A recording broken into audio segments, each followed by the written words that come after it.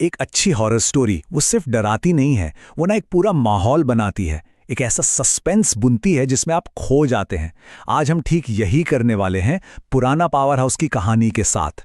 हम इसका विश्लेषण करेंगे और समझेंगे कि आखिर ये डर पैदा करने की कला है क्या।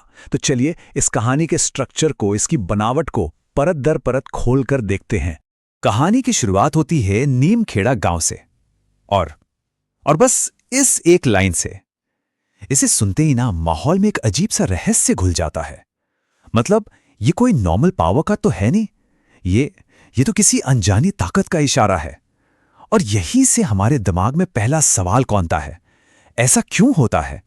तो कहानी का जो पहला हिस्सा है वो हमें इसके कैरेक्टर्स और जो मेन कॉन्फ्लिक्ट है उससे मिलवाता है। और ये कॉन्फ्लिक्ट बहुत दिलचस्प है। एक तरफ है मॉडर्न दुनिया का लॉजिक और दूसरी तरफ सदियों से चला आ रहा डर। कहानी का जो सारा टेंशन है ना, वो यहीं से बनना शुरू होता है। देखिए, एक तरफ है समीर, नया नया इंजीनियर है, एकदम प्रैक्टिकल। वो सोचता है अरे कोई तार ढीला होगा मैं ठीक कर दूंगा, सिंपल। लेकिन फिर दूसरी तरफ है गांव वाले, और वो से क्या कहते हैं, वो चेतावनी देते हैं कि भाई बिजली आ गई तो वो सब दिखने लगेगा जिससे कोई भी देखना नहीं जाता। तो ये क्या है, ये है साइंस वर्सेस अंधविश्वास की एक सीधी टक्कर। अच्छा, अब कहानी आगे बढ़ती है और यहां से जो वार्निंग्स हैं वो और भी ज्यादा साफ और सीधी होने लगती हैं।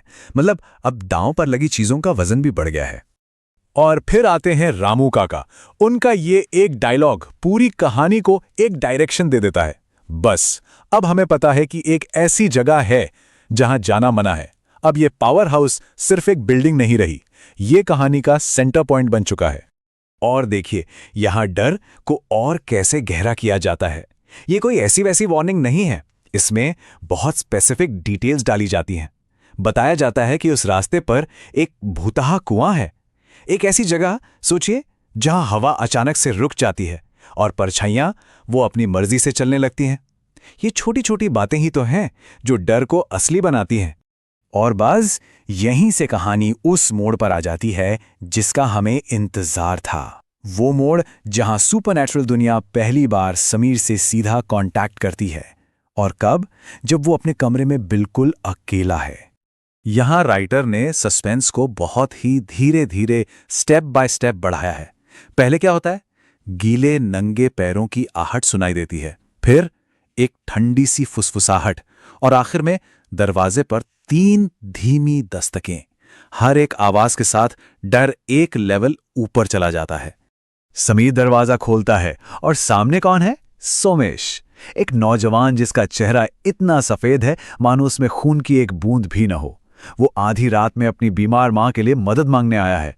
एक ऐसा कैरेक्टर जो बेचारा भी लगता है और उतना ही रहस्यमयी भी। और फिर सोमेश बताता है कि उसका घर कहाँ है। और ये है कहानी का सबसे बड़ा क्लू। उसका घर ठीक उसी शापित कुएं के पास है जिसके लिए समीर को वार्न किया गया था। मतलब समीर को पता भी नहीं है और वो सीधा खतरे के मुंह में जा रहा है। आपको पता है, हॉरर में कभी कभी सबसे डरावनी चीज वो होती है जो सुनाई नहीं देती। जब सोमेश समीर के आगे आगे चलता है तो उसके कदमों की कोई आवाज नहीं आती, जीरो साउंड। ऐसा लगता है जैसे वो जमीन पर चल ही नहीं रहा, हवा में तैर रहा हो। और बस इसी एक पल में समीर की लॉजिक वाली दुनिया पूरी तरह से हिल जाती है। और अब कहानी अपने क्लाइमैक्स पर पहुंचती है। वो पॉइंट जहां समीर पूरी तरह से जाल में फंस जाता है और वो भयानक सच्चाई सामने आती है जिसका किसी को अंदाजा नहीं था। जैसे ही समीर उस घर के अंदर कदम रखता है, उसे एक अजीब सड़न की बहुत तेज बदबू आती है। अंदर का माहौल किसी कब्र से कम नहीं है। हर तरफ मोटी मोटी धूल की परतें और एक घुटन का एहसास। समीर को समझ आ जाता है कि यहां कुछ तो बहुत ज्यादा गलत है। और फिर आता है वो पल। समीर को लगता है कि वो मदद करने आया है।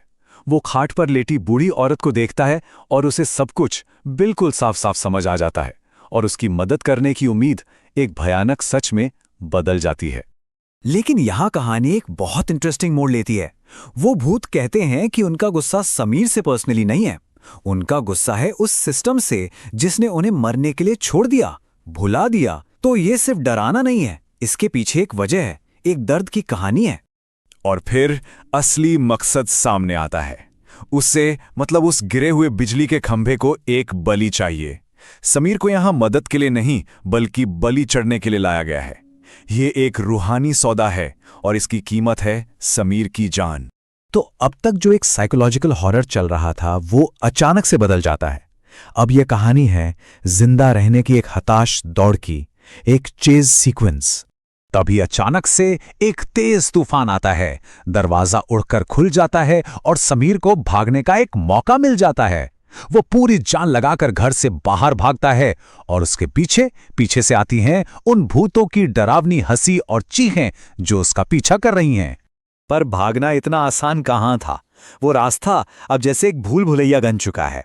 समीर को ऐसा फील होता है कि वो बस गोल गोल एक ही जगह पर भागे जा रहा है और हर बार घूम फिर कर उसी भूताहा घर के सामने पहुंच जाता है। और आखिर में ये दौड़ कहाँ खत्म होती है? ठीक उसी जगह पर जहां से डर का बीज बोया गया था। समीर खुद को उसी शापित कुएं के पास फंसा हुआ पाता है। वही कुआं जिसे गांव वाले यम का द्वार यानी मौत का दरवाजा कहते थे। अब भागने के सारे रास्ते बंद हो चुके हैं। कहानी हमें ये नहीं बताती कि समीर का क्या हुआ, एक ओपन एंडिंग है।